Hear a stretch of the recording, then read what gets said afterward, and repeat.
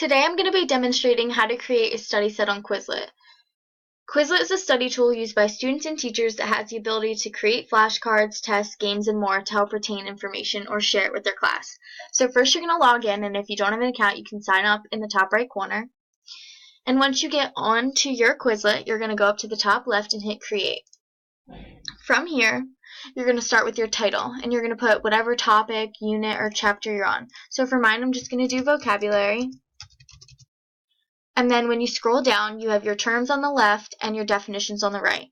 So with your terms, it's pretty cool on Quizlet because you can add a voice recording to your terms, and on your definitions, you can auto-define, add images, or also add voice recordings. So for mine, I'm just going to copy and paste what I have from this document to create my set.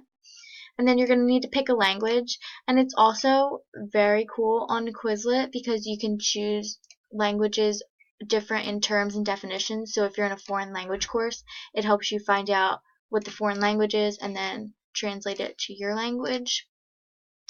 So after you put all your terms in, you need at least 2 terms to create a full set. So you're going to add them all over here.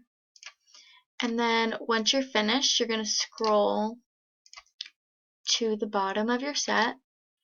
And you can add as many cards as you want. But you're going to scroll to the bottom of your set and hit Create.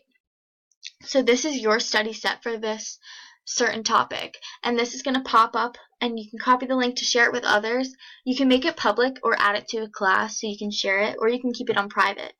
So once you're done, you can learn, do flashcards, write, spell, take a test, and then play games, which are matching and gravity.